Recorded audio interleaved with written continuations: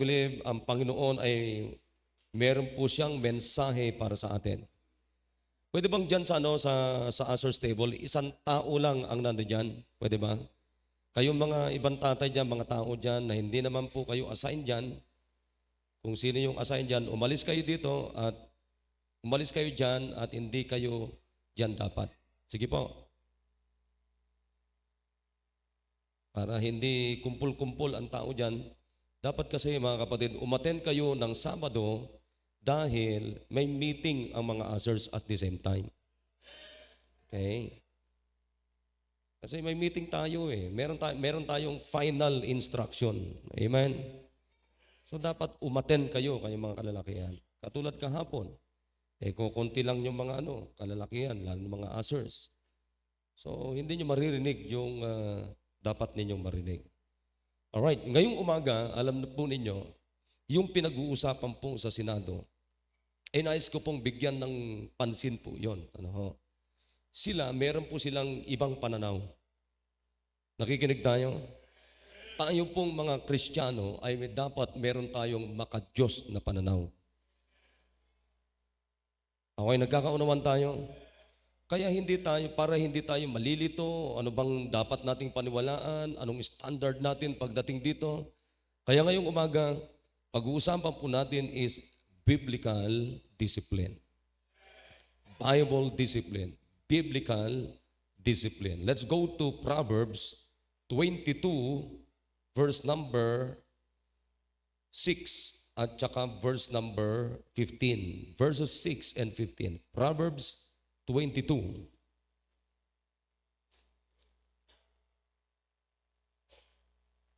Alright. Proverbs 22. Nandiyan na po ba kayo? Amen? Okay, basahin po natin ito sabay-sabay. Yung mga nakatago po dyan sa poste, lang po kayo. Pati yung mga bata, kung nandito sa loob ng auditorium, patayuin nyo po kung nakatayo tayo. May nakikita ako, nakaupo eh. Alam nyo, pag ito-tolerate natin yung mga hindi natin matuturuan, matitrain yung mga yan. Okay? Okay, nandiyan na po ba kayo? Can you shout amen? Okay, verse number 6. Everybody read. Train up a child in the way he should go. And when he is old, he will not depart from it. Drop down to verse number 15. Foolishness is bound in the heart of a child, but the rod of correction shall drive it far from him. Ulitin ko po. Maganda ito eh. Sa verse number 6, makikita nyo dyan, anong sabi ng Biblia? Train up a child in the way he should go or he must go. And when he is old, he will not depart from it. Kaya pagdating dito sa verse number 15, ano na nakalagay dyan? Foolishness is bound in the heart of a child, but the rod of correction shall drive it far from him. Napakaganda. Nakita nyo, ang Bible hindi tsamba-tsamba. Amen? Kaya i-expound ko po ito mga kapatid. Paano tayo nag-come up sa tinatawag na pinigyan ko ng pamagat na Bible training or Bible discipline. Amen? Kaya tayo po ay manalangin. Dakilang Diyos, kami po ay nagpapasalamat, nagpupuri. Salamat po o Diyos sa presensya ng mga anak ninyo. Ganun din po sa aming mga mahal na mga bisita. At higit sa lahat, Panginoon, we recognize your presence, O God. So please, ipadama niyo po ang inyong presensya sa pamamagitan ng inyong salita at maging Panginoon ang lingkod niyo po gagamitin. Nawa Panginoon, hindi lamang po yung sigaw, yung lakas ng boses ko ang makita nila. Higit na dapat po nilang makita is the principles of thy word, O God. The essence of thy word. Meron kami mga bisita, maaaring hindi pa po sila ligtas, please save them and they will be obedient in water baptism.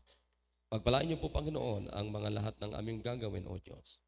Lalong-lalo na po, maging hanggang sa invitation. I-bless niyo po ang worship time namin po sa inyo. I promise you, all the glory and honor ay babalik po namin sa inyo. In Jesus' name, amen. Sige, pwede na pong mupo. Don, pakilakasan mo konti. Ay, pakihinaan mo konti. Pakihinaan mo konti. Ayan. Ako nang maglalakas ng boses ko. Okay, dito sa ating binasa, I hope everybody is ready now. Okay, handa na ba tayo mga kapatid? Umupo na maayos, makinig na maayos, wala na pong tatayo-tayo. A few minutes, ay tayo po ay pagpapalain ng Diyos. Amen? Okay, so dito po tayo para tuloy-tuloy na po tayo. Now, dito sa binasa natin ay, ang tawag natin dito ay Book of Proverbs. Amen? Now, the Book of Proverbs, kung tawagin natin ito ay the Proverbs of Solomon. Pero hindi po lahat ng nandito ay galing po kay Solomon. But most of this came from Solomon. Now, Solomon is said to have 3,000 proverbs. Meron siyang 3,000 na proverbs. Ang dami, ano? A collection, proverbs means a collection of moral and philosophical maxims of a wide range of subjects presented in poetic form. So this book sets forth the philosophy of practical life. Pag sinabi nating philosophy, an overall vision of or attitude toward life and the purpose of life. But pag sinabi naman natin Proverbs, mga kapatid, it's came from the Bible. Amen? At pag sinabi nating Bible, ay galing yan sa salitang Biblos. It means Biblia or Biblos.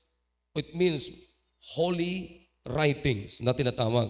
Banal na kasulatan. Amen? So, generally, itong Proverbs, mga kapatid, ay may dala-dala itong prinsipyo na kung tawagin natin, mga kapatid, what you sow, you reap. Kung ano ang ininvest mo, itinanim mo, yun din ang aanihin mo. Nakikinig kayo? Kaya makita nyo, pag nagbabasa ka ng Proverbs, laging may comparison. Halimbawa, full, ito hindi full. Halimbawa, masipag, ito hindi masipag. So makikita nyo, laging may ano yan. So depende sa iyo doon, makinig, walang matutulog. Depende kung ano ang pipiliin mo. Nakikinig? So halimbawa, pinili mo yung magiging tamad. So what you sow, you reap. Pinili mo rin yung maging masipag, mga kapatid. So kung anong pinili mo, kung anong tinanim mo, aanihin mo. Nakikinig? So, on the other hand, this book is to teach people like you and me how to attain wisdom and discipline. Nakikinig kayo?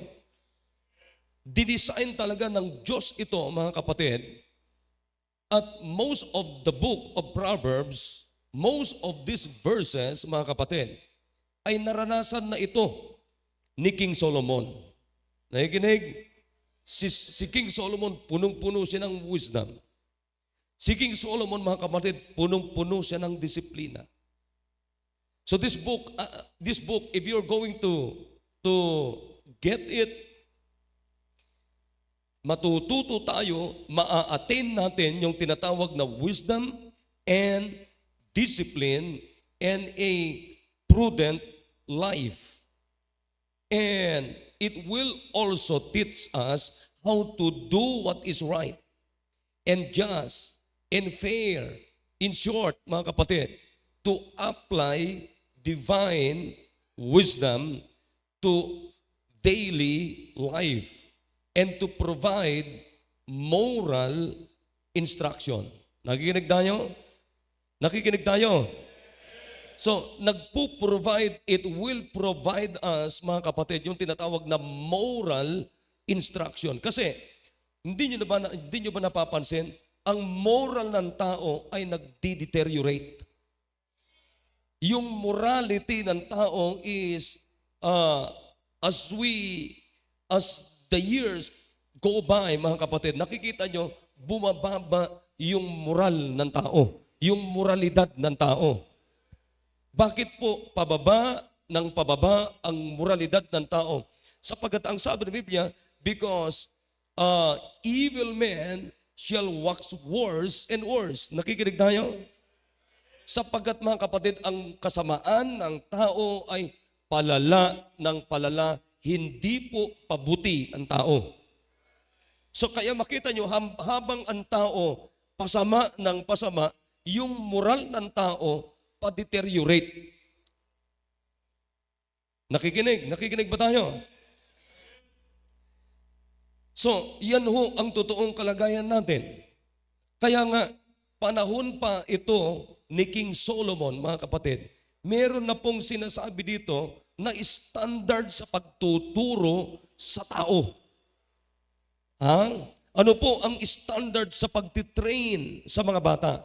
Kaya nga, the best time to teach children, the best time to train people is when they are in the stage, mga kapatid, na bata pa. Nakikinig tayo? Na bata pa. Kasi ang mga bata, napakalinaw sa sinasabi ng Biblia dito na sila ay nangangailangan ng training. Amen. Walang bata na hindi nangangailangan ng training. Amen. Kaya sabi ng Bible dito, train up a child in the way he should go. Nakikinig tayo? Now, lilinawin natin yan, mga kapatid. Isa-isa, yung mga words na yan para maunawaan natin ito. Anong sabi ng Biblia? Train. Sinong ititrain natin? Child. Maliwanag ba yun? Sinong ititrain natin? Child or adult? Child. Maliwanag, di ba? Bata pa, ititrain na natin. Sapagkat, mga kapatid, ang sabi ng Bible dito, in the way he should go. Sa tamang direksyon, tamang buhay na dapat niyang tatahakin para ang sabi ng Bible dito, and when he is old, pag siya'y tumanda na, sabi ng Biblia, he will not depart from it. Hindi na siya lalayo, kapatid, doon sa training na nakamulatan niya. Dapat niyang makamulatan. Nagkakaunawan tayo? Now, unawain natin yung salitang train na ginamit dito. Sabi ng Bible, train up a child. Now, the word train, it means to narrow. To narrow. Ibig sabihin, kinakailangan makipot. Nakikinig?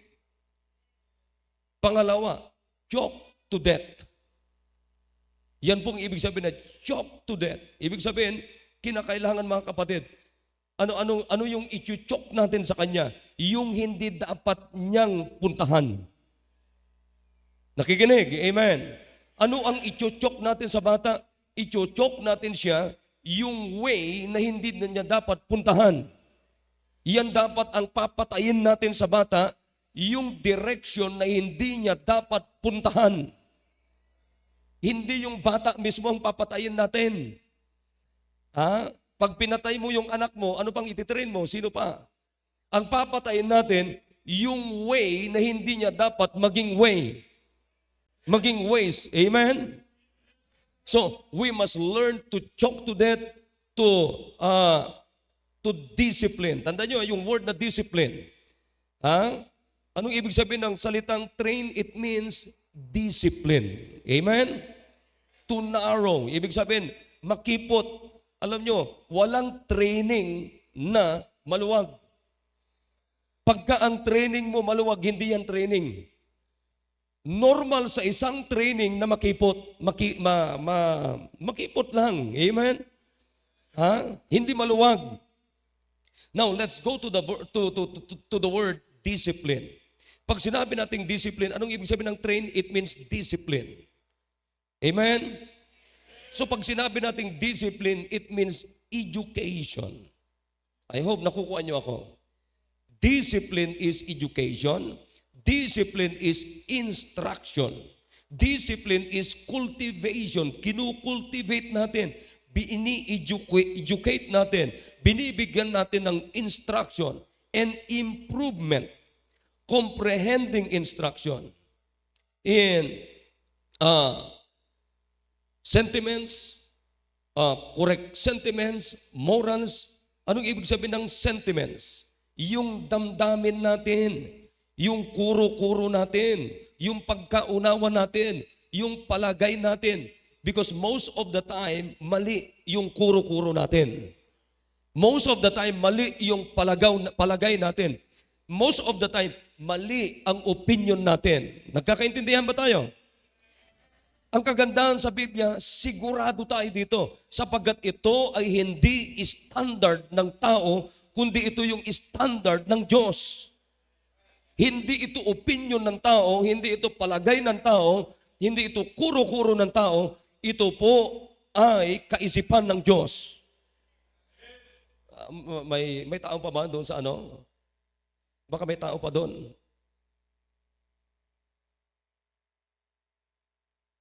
Nagkakaunawaan tayo mga kapatid. So yan ang makikita natin dito. Ang makikita natin dito ay train, and then sinong ititrain natin? Child. And then, ano mangyayari, mga kapatid? Para hindi siya mapunta sa dapat niyang puntahan. Amen? Para hindi siya mapunta sa dapat niyang puntahan, so anong gagawin natin? Anong kailangan niya? Training. Para pag tumanda man yan, kapatid, hanggang sa pagtanda niya, ang dala-dala niya, yung training mo. Come on, amen? At hanggang sa pagtanda niyan, hindi na siya aalis sa kanyang training sapagkat yan yung nailagay muna sa kanyang isip, sa kanyang puso, yan na yung nakalakihan niya kung tawagin natin. Amen. Ngayon, ang tanong natin dito mga kapatid, paano natin ititrain? Alright. I hope nagkakaliwanagan tayo. Ha? Paano natin ititrain? Na makinig. Tandaan ninyo, sino ang ititrain natin? Child. Alright. Child. Tandaan nyo yan ha? Question. Anong klaseng bata ang ititrain natin? Yan ang maunawaan natin. Amen? Now let's go back to the Bible. Ano sabi ng Bible dito? Drop down to verse number 15 para malaman ninyo kung anong klaseng bata ang tinitrain natin. Alright? Nandiyan na ba lahat? Alright. Ano sabi ng Bible dito? Foolishness is bound in the heart of a child. Anong klaseng bata ang ititrain natin? Foolishness. Isang bata, mga kapatid, na merong nakabound sa kanyang puso na tinatawag na foolishness. Amen? Ibig sabihin, yung batang yan, hindi yan good. Yung batang yan ay hindi sa very good. Yung batang yan ay hindi sa excellent. Ang batang yan is foolishness, is bound in the heart of a child. Naunawan niyo na ba kung anong klaseng bata ang ititrain natin? It's a fool. Now let us understand clearly the word foolishness. Amen? Kung babasahin niyo ang Book of Proverbs, mga kapatid, napakaraming mga verses dito na patungkol sa fool, patungkol sa foolishness, patungkol sa fool, patungkol sa foolishness. Punong-punong mga verses na nandito. But let me describe you what the word foolishness means. It means, mga kapatid, silliness. Tagalogin nyo nga yung silliness. Ha? Punong-puno siya ng kalokohan. Punong-puno siya ng kahangalan. Nakikinig tayo, amen. Sino ang punong-puno ng kalokohan? The child. Not an adult, but the child. Amen?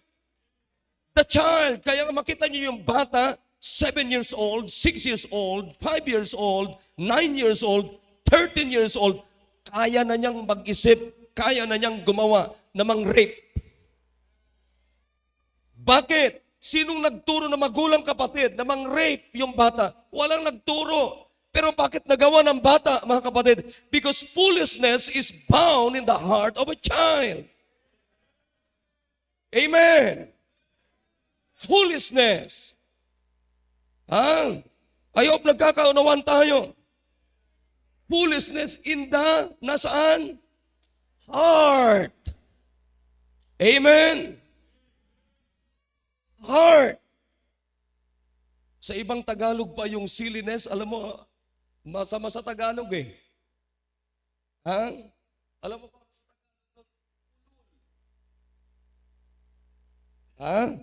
Nakikinig tayo mga kapatid. Yan ang Tagalog niyan. Akala mo bata pa.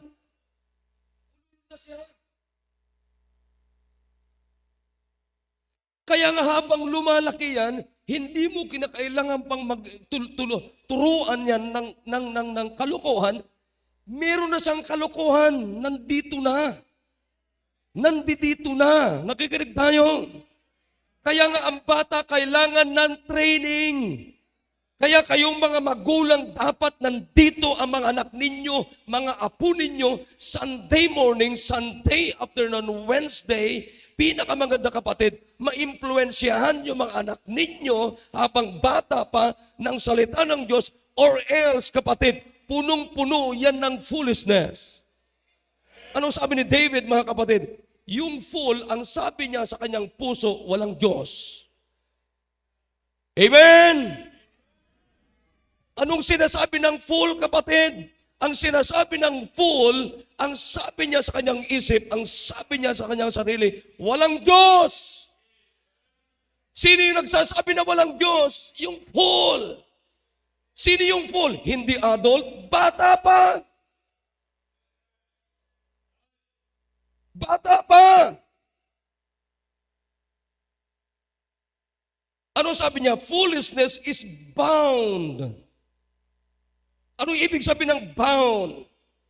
To tie, to confine, to gird, to confine. Ibig sabihin, imprison, jail, or lock up.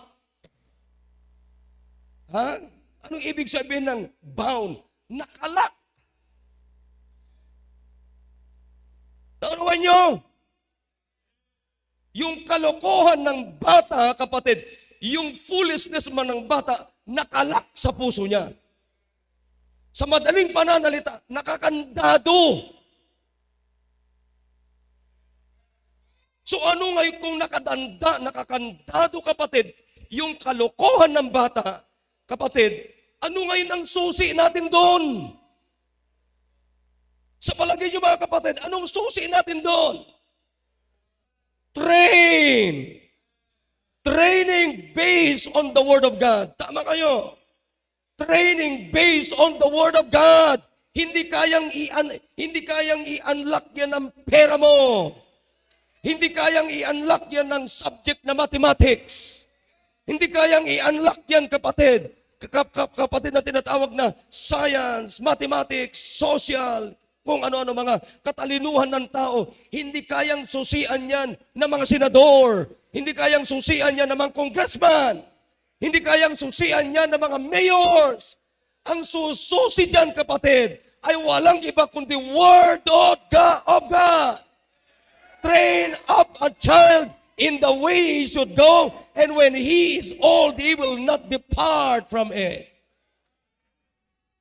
Hindi kaya yan ng profession mo. Akalain mo nakalak yun. Saan nakalak yung foolishness? In the heart of a adult or child. A child. Sipin nyo yan. Kaya makita nyo yung bata. Bata pa.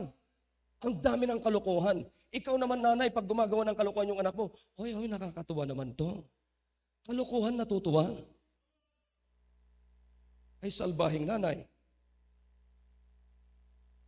Di ba? Di ba? Marami mga nanay na ganyan. Pag Pagka yung anak, susupla-suplada. Abay, natutuwa nanay. Wow, nakakatuwa naman yung anak ko. Ay mangmang na magulang. Ha? Alam niyo kung anong kailangan natin? Training. Bakit? Nakalak lahat ng kalokohan dun sa puso ng anak mo. What is heart? Heart, ay huwag nyo lang isipin na yung literal na puso natin. Nakikinig kayo? Pag sinabing heart, mind, it is the soul of man. At pag sinabi natin kaluluwa ng tao, kapatid, it is the real man. Nakikinig? It is the real man. Yan yung totoong tao. Nakikinig tayo? Pag sinabing heart sa Bible, huwag nyo lang isipin ito na literal na puso. Hindi po. Pag sinabi ng Bible mga kapatid na mind, huwag nyo lang isipin ito na literal na isip. It is the soul. It is the real man. Nakikinig tayo? It means, kapatid, the heart is the mind. The heart is understanding. According to the Bible, the heart is the center, not only spiritual activity, but of all the operations of human life. Nakikinig tayo? The heart is the home of the personal life. The heart is the seat of the conscience. Nakikinig kayo? The heart is the seat of the conscience. The process of salvation begins in the heart by believing, reception of the testimony of God, while the rejection of the testimony hardness the heart. Magpapatigas sa puso. The heart is the inner part of anything. The middle part or interior. The chief part. The vital part. The vigorous and efficacious part, the seat of the affections and passions, as of love, joy, grief, enmity, courage, and pleasure. The heart is deceitful. Sabi ng Bible, the heart is deceitful above all things. Every imagination of the thought of the heart is evil continually. Yan ang sabi ng Bible. Nakikinig tayo? Tuloy-tuloy. Yung naiisip, yung nai-imagine, naiisip ng tao, tuloy-tuloy yan na masama. I hope nagkakaunawan tayo. Again and again, ang tao hindi pabuti. Nakikinig tayo? Hindi po yan pabuti. Pasama ng pasama, ng pasama, ng pasama. Ang puso ng tao, patigas ng patigas, ng patigas, ng patigas. Ang puso ng tao, kapatid, isip ng tao, pasama, ng pasama, ng pasama. Hindi pabuti. Maniwala kayo. Ngayon, paano natin ititrain? Ready na ba kayo? Kayo mga magulang, ready na ba kayo? Sure nyo lang. Baka hindi kayo ready. Baka ayaw nyo itong pamamaraan ng Biblia. Anong sabi ng Bible? Train up a child in the way he should go. Para pag tumanda na siya, hindi na siya aalis doon sa training mo. Anong klaseng bata ititrain natin? Foolishness is bound in the heart of a child. Yung kalokohan, tandaan ninyo, hindi lang iisang pirasong kalokohan yan. Come on, amen. Wake up, wake up, wake up, wake up. Wala matutulog. Sabi nila, ayaw daw nila sa simbang ito kasi sumisigaw ako. Paano hindi ako sisigaw? Maraming tulog. Amen. Mga kapatid, hindi makasalanang sumigaw, basta ang sinisigaw natin salita ng Diyos. Ang masamang sumigaw, yung mga sabungero. Sinong gusto niyong sumigaw? Yung mga sabungero. Pero ayaw niyong sumigaw yung preacher. Napipingi kayo pag sumigaw yung preacher. Pero yung mga sabungero, hindi kayo nabibingi. My goodness. Ngayon, magtitrain tayo. Thank you sa mga may gusto. Ha? Tingnan nyo to, ha? Tingnan mo, kwentuhan sila ng kwentuhan, hindi sila nakikinig. Makinig kayo. Kinig kayo. Nasaan yung mga kumanta dito? Yung junior choir, dito nga kayo. Bilis. Lalaki, babae. Junior ba to? Hindi. Adult na to eh. Adult din to eh. Sa katawan.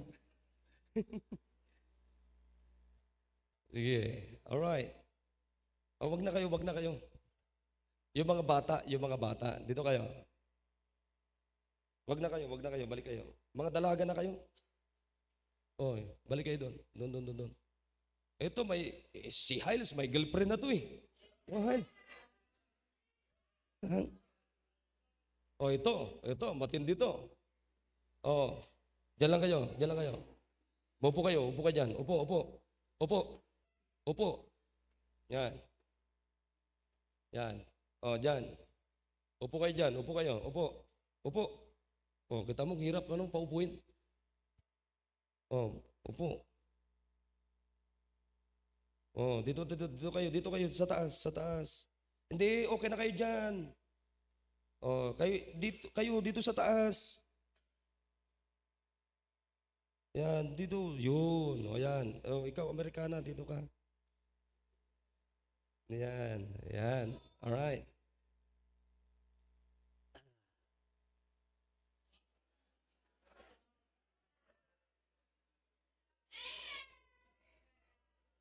Abay, biblical naman ito Ano sabi ng Bible dito? Verse 15. Foolishness, basa, is bound in the heart of a child. But the rod of correction shall drive it far from him. Amen? So anong kailangan natin? You need to beat the child with a rod of correction. Amen? Maliwanag ba yan, mga kapatid? The rod of correction. Ito, rod. Amen? Rod of correction. Now, uunawain natin ano ang purpose ng rod. Amen? Ang ibig sabihin nito is scepter. Ibig sabihin nito, mga kapatid, rod is a symbol of authority. Ito po ang hindi pinapansin ng mga taong walang Diyos. Yung gobyerno, wala silang idea nito kasi wala naman silang Biblia. Rod is a symbol of authority. The use of the scepter is originated in the idea that the ruler was a shepherd of his people. Do you remember David? Meron siyang rod. Because who is David? Si David, mga kapatid, ay isa siyang shepherd. Kaya doon kinuha yung konsepto, mga kapatid, maging sa pagdidisiplina ng bata na merong rod. Kasi ikaw yung nagsishepherd sa mga batang ito. In fact, yung rod, merong kawit yan sa dulo ng shepherd, kapatid, para pag nahulog yung ship, anong gagawin niya? Igaganon niya. Pag ayaw pumasok doon sa ship hold ng ship, ikakawit niya yon para papuntahin doon. Yun yung purpose ng rod. And rod is a symbol of authority. Hindi patayin ng bata. This is a symbol of authority. I hope nagkakaunawan tayo. Amen. Kaya sino man sa inyo dito na hindi naniniwala na paluin ng bata, hindi yan maka-Diyos na pamamaraan. Amen. Hindi yan maka-Diyos na pamamaraan. Sabi ng Biblia, you need to beat the child with the rod of correction. Correction. Para saan ito? Pang-correct, pang-disiplina, pang-training. Amen! Ha? Ngayon, tingnan nyo dito. Chapter 23, verse number 13. Tingnan nyo yung Bible ninyo. Sabi ng Bible, Pastor, kawawa naman pag pinalo mo. Hindi totoo yun. Mas kawawa pag hindi mo pinalo. Amen! Alright, verse number 13, 23, verse number 13. Basa natin lahat. Withhold not correction from the child, for if thou beatest him with a rod, ano mangyayari? Mamamatay, hindi mamamatay. He shall not die.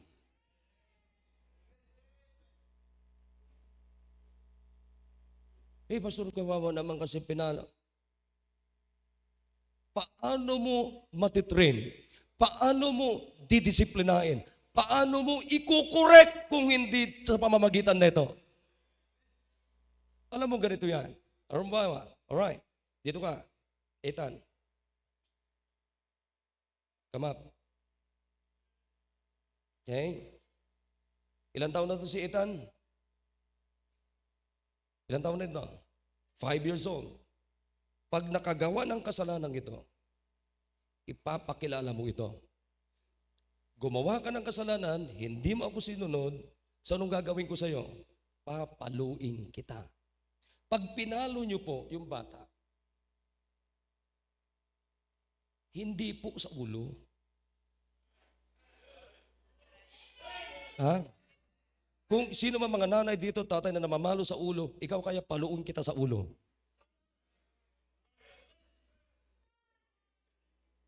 Pag may kasalanan yung anak mo niya,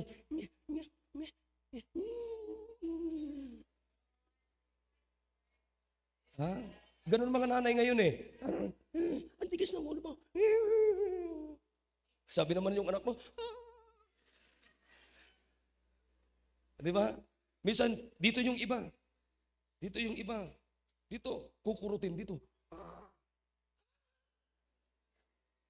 Yung iba naman dito sa singit, kukurutin dito. Tanong, is that biblical? The biblical is the rod. At pag namalo ka, hindi yung, hindi, dito ka lang. Ang gawin mo, padapain mo siya. O, dapa, Ethan, dapa ka. Bakit ka dadapa? Kasi nakagawa ko ng kasalanan. Anong ginawang kasalanan mo? Sinunog ko po yung bahay natin. Sipin mo, arson. Sino ba naman matutuwa magulang doon? Anong kasalanan mo? Ni-rape ko po yung kalaro ko. Nangyayari ba yun? Nangyayari po. Di ba? Nalala mo yung laro nyo, bahay-bahayan. Ano mo gagawin? Alright, dapa ka. Ilan ang palo mo? Isa lang po. Hindi. 3. Ibig sabihin ay, I love you. Ha? I love you. Padapain mo siya. Kung hindi mo ganito, hindi mo kayang paluin ng ganyan, padapain mo. Pag pinalo mo, wag dito, wag dito, wag dito, wag dito, dito po. Diba? Dito. Yan. At pag pinalo mo, hindi yung wag kang maawa. Nakikinig kayo? Pag namalo kayo, wag kayong maawa. Kinakailangan maramdaman niya yung sakit, hatawin mo. Ha? At pag ginataw mo, boom! Dito. Dito. Ha? Nakikinig kayo? At pag napalo na yan, siyempre iiyak yan. Huwag na po. Hindi na po. Hindi ko na po ulitin po. Ha? Ano sasabihin mo? Alright. Sigurado mo ha, hindi mo na ulitin ha. Oh. Hindi mo na ulitin yung ginawa mong kasalanan ha. Pag inulit mo, hindi na lang 3, magiging 4 na yan. Alright. So nasasabihin mo, you say, sorry. Sorry po, Daddy. Sorry po, mami. Wala na po yung tenga ko. Pagkatapos, okay, huwag mo na ulitin yun. Tapos.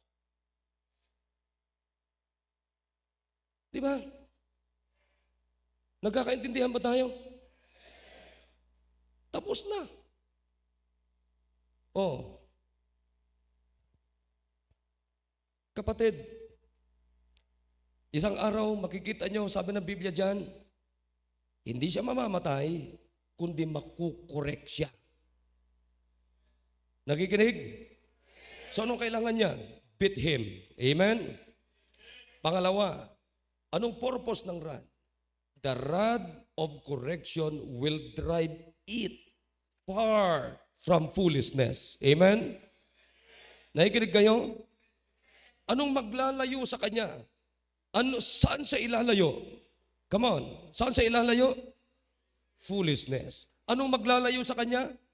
Rod of correction. Amen? Rod of correction. Napakalinaw yan, mga kapatid. Kinakailangan ilayo siya. Drive it far from him. Ibig sabihin, siya yung magpapakawala. Kapatid, ito yung susi. Sa mga nakalak na kalokohan niya. Nakikinig tayo? Nakikinig tayo? Yan ang kailangan natin. Yan naman, sabi ng Biblia, the rod of correction shall drive it far from him. Amen. Yan ang kakalas sa kanya, yan ang mag-aanlus sa kanya, yan ang susi ng kanyang foolishness. Amen. Wala nang ibang susi diyan, mga kapatid. Kaya nga, ito, rod of correction. Kinakailangan tama lang yung pagpapalo mo. Hindi yung, makinig, simple. The rod of correction, hindi bunganga.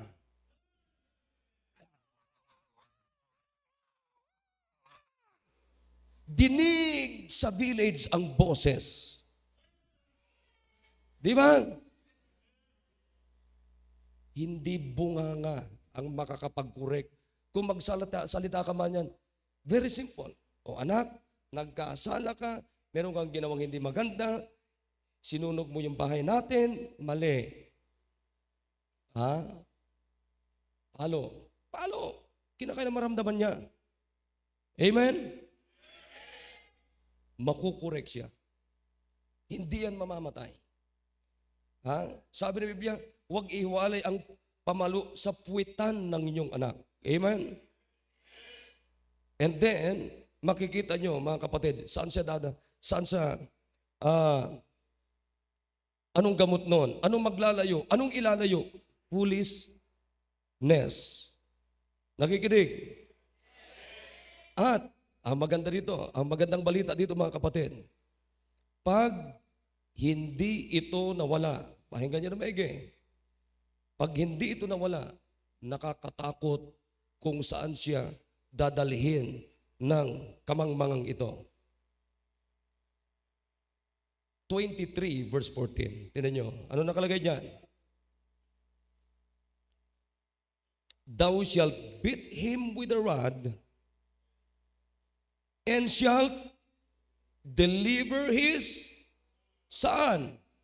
From hell. Amen? Kung hindi mawala yung kamangmangan na yan, yung kalokohan yan, yung foolishness na yan, yan ang magdadala sa kanya saan? Hell. Amen. Pero pag nawala yan, mga kapatid, nawala sa pamamagitan ng rod of correction, aalisin natin siya, saan natin siya inaalis? From hell. Mula sa impyerno, I mean literal na impyerno. Alam niyo kung bakit marami mga kabataan sa kulungan, marami mga kabataan, kapatid, sa impyerno, sapagat yan yung mga bata na walang training ng rod of correction.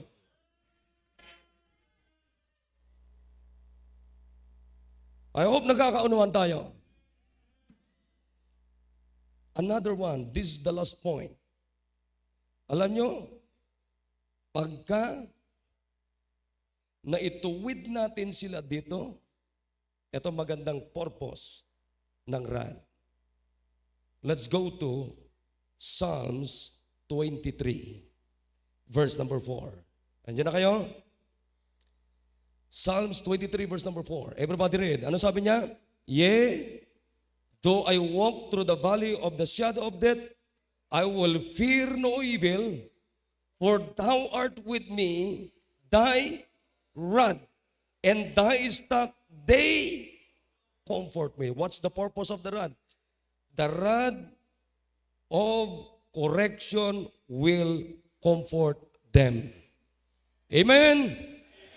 It means the word comfort, it means to give them strength and hope, to strengthen them spiritually, to inspire, to exhort, to encourage, to restore, to cure.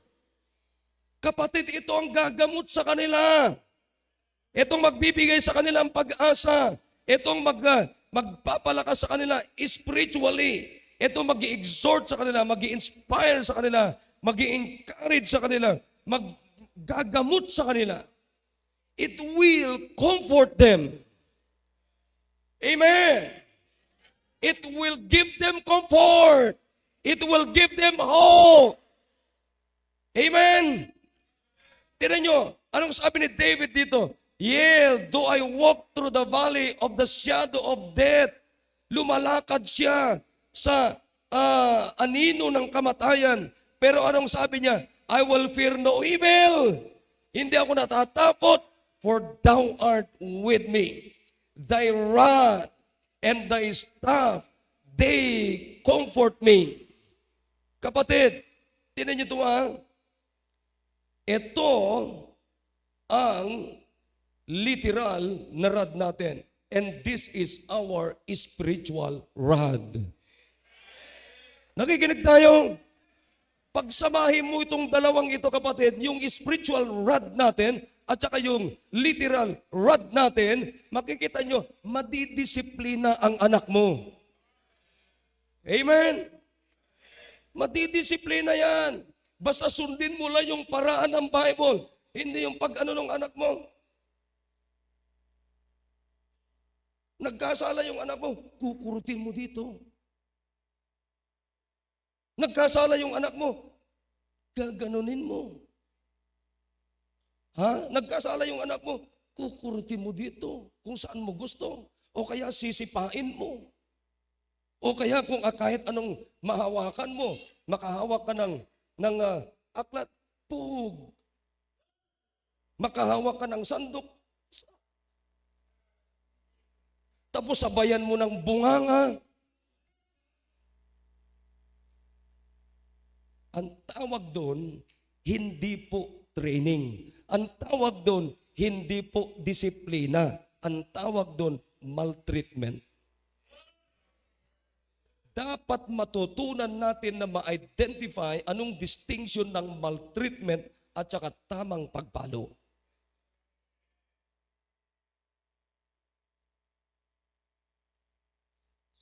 Nakikinig tayo? Pwede kang mamalo na hindi galit. At kung magagalit ka man, normal. Saan ka magagalit? Hindi dito kundi yung kasalanan niya. Kaya nga papaluin mo sa tamang pagpalo, mga kapatid, para maramdaman niya na yung kasalanan niya ay kalokohan yon, hindi yun normal, at kung hindi mawala sa kanya, kapatid, siyang magdadala sa kanya sa apoy ng impyerno. Simple lang. Okay, paluin mo. Yan. Okay, nagkasala ka. Anong ginawa mo? Ikaw ay hindi sumunod, hindi naghugas ng plato. Biro mo hindi naghugas ng plato, sabi mo, maghugas ka ng plato Ayun, hindi na naghugas. Anong ginagawa? Nagtitiktok.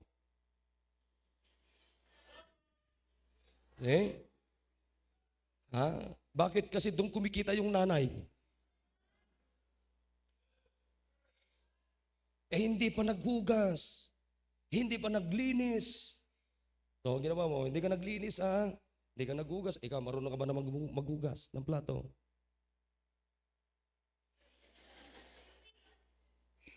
Do you know how to wash your plate? Sorry, English pala to eh. Oh, you know how to wash your plate? You know? Oh, hindi nagugas. Oh, di paluin mo eh. Ilang pinggan yung hindi mo nahugasan? 10, 10. Ha?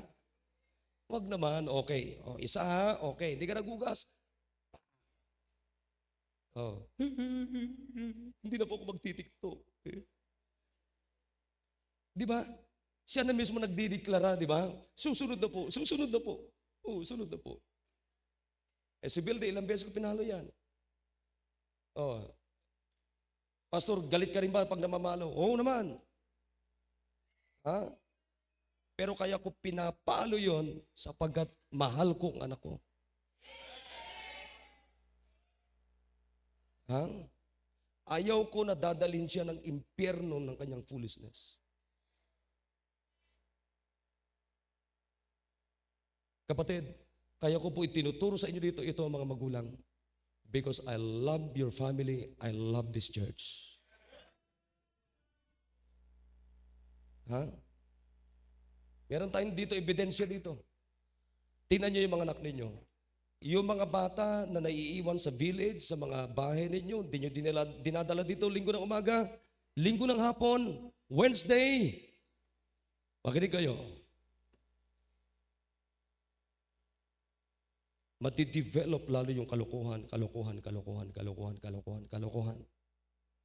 Maniwala kayo, isang araw, makikita nyo, sila na yung mga magnanakaw dito sa buong Kias.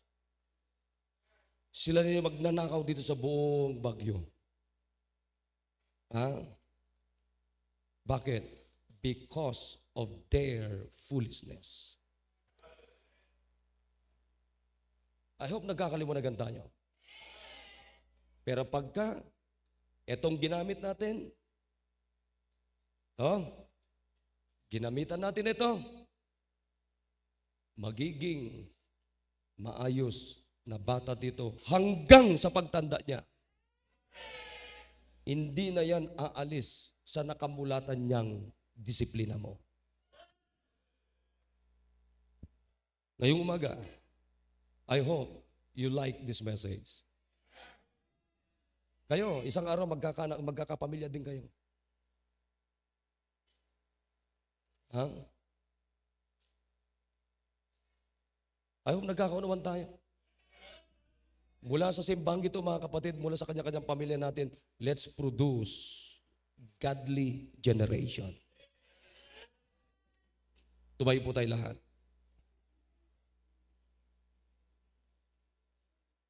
Sige po, dito po tayo sa altar. Habang tumutugtog ang invitation, dito kayo. Somebody will pray for, dyan na kayo. Dito kayo sa taas. Dito kayo sa taas. Dito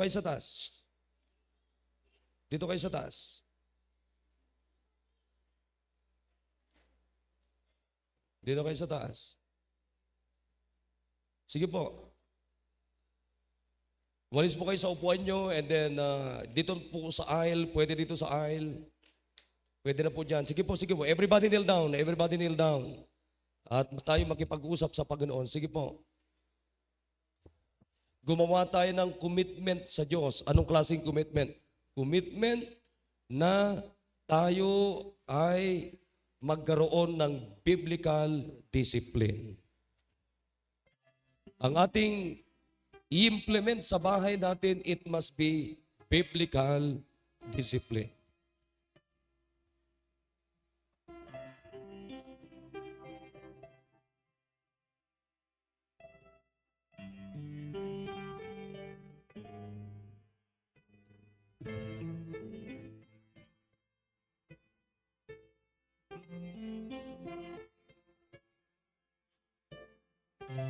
What we need in the home is Bible discipline, biblical discipline.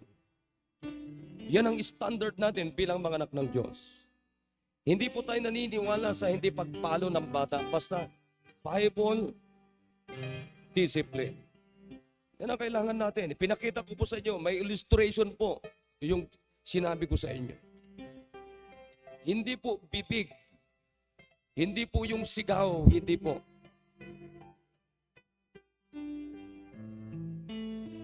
Ang kailangan natin is, number one, is the Word of God. Yan yung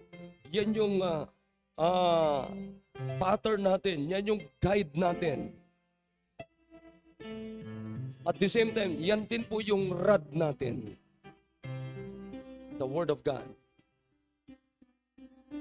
At hindi po kasalanan, hindi po masama na paluin natin sa tamang pagpalo sa ating mga anak. Or else, yung foolishness nila, dadalhin sila sa impyerno. Pero yung rod natin, it will give them comfort. It will give them hope. It will strengthen them. It will cure them. It will restore them. That's the purpose of rod. The rod of correction. The rod of correction is a symbol of authority. Dapat makita nila yung authority natin mga magulang. Authority ng Diyos, authority ng salita ng Diyos ng ating mga anak. They must know how to respect authority.